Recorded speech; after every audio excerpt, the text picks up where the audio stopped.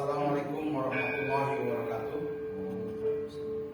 Selamat siang, selamat menyaksikan pertunjukan monolog Festival Lomba Seni Siswa Nasional Jenjang SMK tahun 2022 tingkat provinsi bidang lomba monolog SMK Negeri 3 Kota Tasikmalaya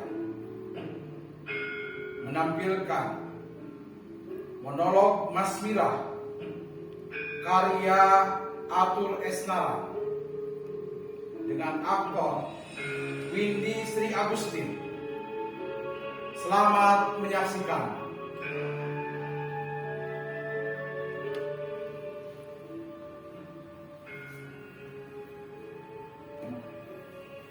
Saya sudah bilang kamu itu hanya ngambil-ngambilan. Anak yang kamu anggap ada itu cuma karang-karangan. Anak lanang yang kamu cita-citakan hanya bayang-bayang wayang ada di dekat kaca idolamu saja. Sudahlah Mira, berhenti kamu menghayal tentang bayimu itu. Kalau tidak, aku akan pergi jauh.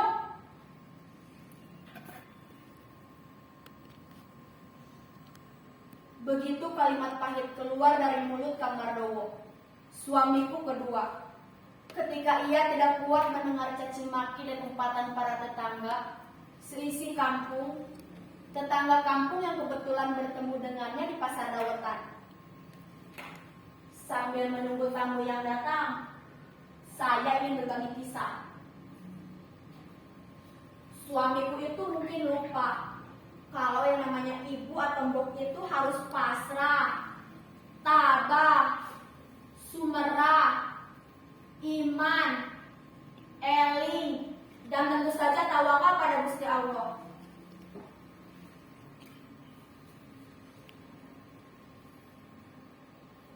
Apapun yang terjadi pada banyak bukan waktu itu, aku tak akan pernah dengar omongan orang, Kang. Biar saja mereka mengumpati aku semua mereka. Jinah siluman lah, jinah membadi lah, nyamuk demit lah. Karena aku sudah yakin seyakin-yakinnya bahwa Gusti Allah Maha Adil, Maha Welas Asih, dan tidak main-main. Jangan lupa juga, Kang, anak adalah titipan Allah, jadi aku hanya pengasuhnya. Kang Mardowo tambah kencang ngomongnya. Begini katanya.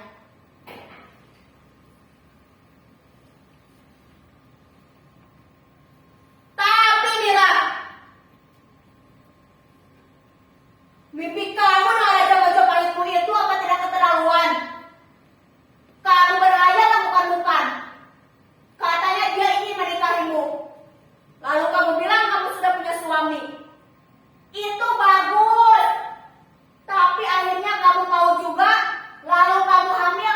Jadi hamil itu bukan hamil anakku, tapi anak Raja Majapahitmu itu. Aku gak tahan. Aku mau pergi. Aku akan datang lagi kalau kamu sudah insaf.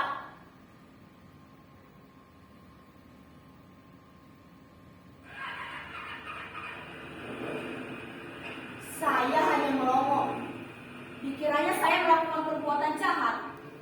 Lalu suamiku pergi sambil menyambar jaket kulitnya. Yang terdengar dari motornya lalu menghilang. Dia tidak kembali karena menjadi penghuni rehabilitas narkoba. Begitulah dia, malu pemuda deso, mudah tergoda, mudah terhasut para tetangga yang tak mau tahu apa yang terjadi pada seorang perempuan seperti saya. Janda beranak satu dan ditinggal mati oleh suami. Oh ya, suamiku dulu namanya Kang Kasmino, tukang sumur bor dari Blawong yang terkenal itu. Sudah banyak sumur yang dia hasilkan, airnya jernih-jernih. Namun ketika Kang Kasmino mengalami mimpi aneh ketika bikin sumur bor di dekat hutan jati Karangkekon. Katanya ia dimarahi Mbak Ureso di sana. Berani-beraninya dia bikin sumur di makam cucunya yang dia kasihi. Lalu dia jadi sakit dan dia meninggal. Tapi dokter yang memeriksa Kang Kasmino mengatakan suamiku itu kena serangan jantung karena kecapean saja. tubuhnya yang tambun, tapi ototnya yang kuat dan karismanya itu loh. Ia punya 10 anak buah. Oh ya, anakku perempuan. Namanya bersama seperti namaku, Mas Bidari. Sekarang ia ikut ibuku praktek pijit bayi di Serondol. Jangan tertawa. Pijit bayi saja kok heran. Pijit bayi itu penting untuk kelancaran generasi bayi. Ibuku sering dipanggil Embok Polatan, yang artinya air muka. Memang Mbokku tak pernah masam air mukanya. Selalu tersenyum, ramah, cerah secerah matahari, jarang marah. Satu-satunya yang membuatku tak habis pikir darinya adalah susur tembakau yang dibular-bulir di mulutnya. Kadang ke kiri, kadang ke kanan. Lalu air serapannya dia mudahkan di tempurung kuningan. Warnanya sudah hitam, sementara tempurung kuningan di sampingnya sudah kenyang karena peludahnya. Tapi itu ciri khasnya. Suatu hari aku tanya Bok, Bok, apa sih anaknya nyusur? Dengan air muka yang tenang, ia menjawab,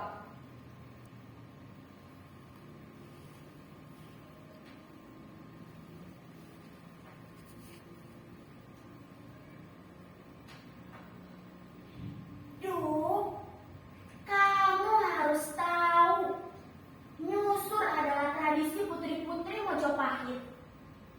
Sejak Dara Petak dan Dara Jingga dari negeri Sabrang jadi istri Raden Wijaya, sejak itulah nyusur jadi budaya istana. Embok hanya melanjutkan warisan leluhur saja, Nduk. Mbok.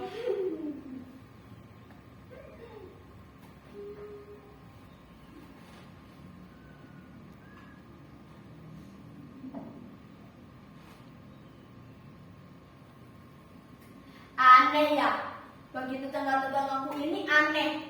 Ini gendeng. Mas Mira minumnya air kembang.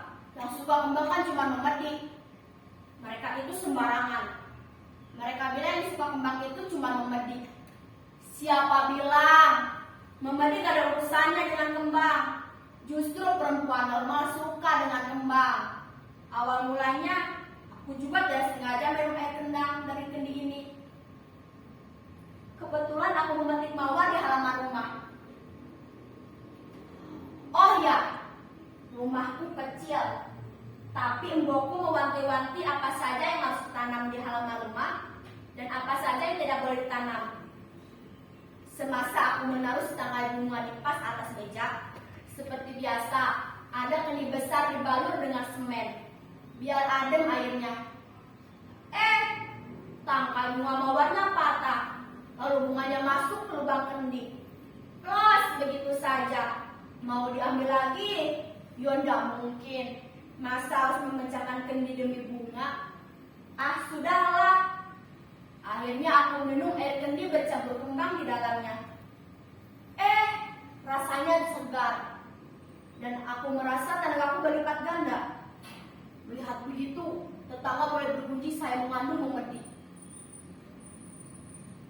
Oh ya, karena penasaran, saya diantar suamiku ke rumah sakit kabupaten. Saya diperiksa dokter kandungan. Kalau tidak salah, namanya Dokter Bob. Selama kurang lebih setengah jam, Dokter Bob hanya bilang,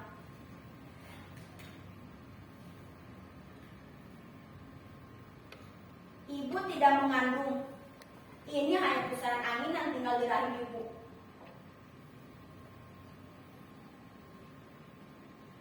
Saya dan suamiku saling pandang, tanpa sadar bicara bareng. Hanya angin, mosok angin, emangnya masuk angin bisa tinggal di rahim? Dokter Bob angkat tangan, lalu tiba-tiba perutku sakit. Dokter Bob malah menyarankan kami pulang. Dia bilang,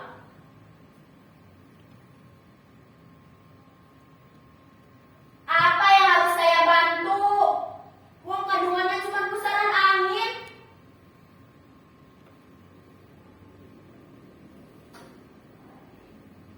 Kami pulang. Saya kecewa dengan dokter itu. Kemudian saya coba datang ke Kiai Mauludin di Gotekan. Seorang kiai baik hati, terkenal bisa mengobati sakit yang aneh-aneh. Kiai Mauludin yang tenang memandang kandunganku. Mulutnya komat kamit.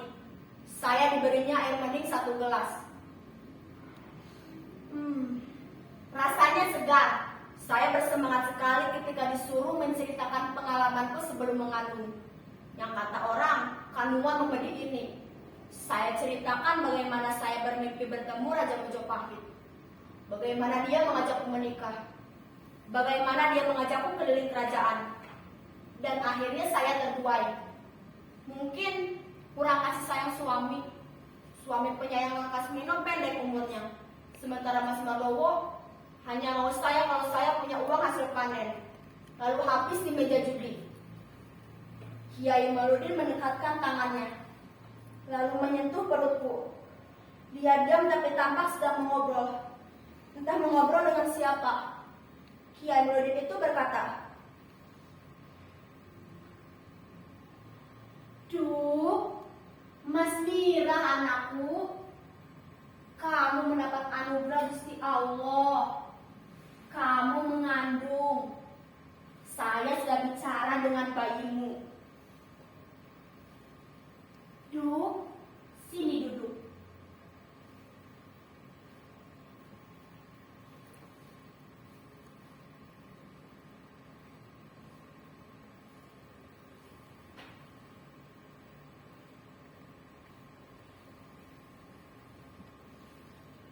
Dia bersedia lahir ke dunia nanti kalau bintang kemukus datang. Tunggu saja dengan sabar, banyak berdoa. Jangan dengarkan omongan orang yang bukan-bukan. Gusti Allah punya cara yang berbeda, memberikan anugerah pada umatnya.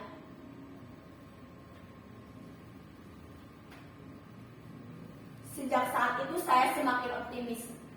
Saya percaya Kiai Mauludin tidak bohong. Saya yakin mengandung. Biarlah aku tunggu bintang kemukus datang. Karena itu setiap malam saya bergadang di pekarangan rumah. Tidak terasa dingin, malah terasa gerah dan gairah. Menunggu bintang kemukus datang. Hingga pada suatu malam, sampailah ucapan Kiai jadi kenyataan. Bintang kemukus datang. Saya menyaksikan dengan hati berdebar. Jantung saya dan biku. Karena tiba-tiba kandunganku bergolak. Seperti meronta-ronta. Ada tinju-tinju kecil memukul-mukul dinding perutku. Aku segera berteriak memanggil-manggil Mas Mardowo. "Mas Dawa! Mas Dawa! Saya mau melahirkan! Mas! Sini cepat! Saya mau melahirkan!" Ketika Mas Mardowo datang, saya dibantu masuk ke dalam rumah lalu ditidurkan di ranjang. "Mas, cepat! Sakit!" Malam itu juga, saya melahirkan seorang bayi laki-laki, putra Raja Majapahit. Hanya sesaat tangisan bayi itu, seakan-akan memanggilku, "Terima kasih, Ibu." Malam itu juga, bayi yang kuberi nama Sembodo itu meninggal. Kulitnya yang kuning, rambutnya yang hitam, senyumnya menarik hatiku. Malam itu juga ia dimandikan di bawah cahaya bintang kemukus, lalu dikapani dan dikuburkan di belakang rumah. Anehnya saya tidak menangis. Malam itu juga saya bermimpi bertemu Raja Majapahit, didampingi anak persis Sembodo, tapi berpakaian kerajaan. Raja Majapahit itu berkata,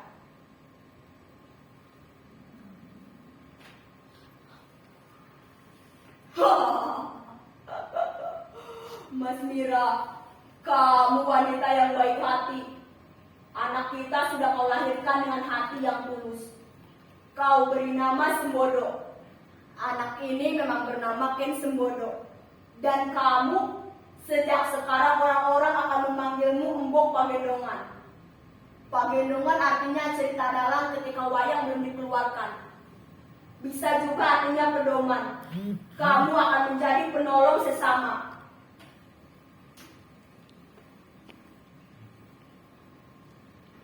Sejak itulah saya tak pernah bermimpi lagi. Tapi sejak itu pula saya mampu mengobati tetangga yang sakit. Orang-orang bicara tetap tular pada berdatangan. Saya tak mengobati. Saya hanya memberi air kendi bercampur mawar di dalamnya. Kesukaan sembodo. Sejak itulah saya menjadi mbok pagendongan. Yang kata orang kota, saya ini paranormal. Padahal saya orang normal, saudara-saudara. Karena ini hanya sandiwara yang saya mainkan.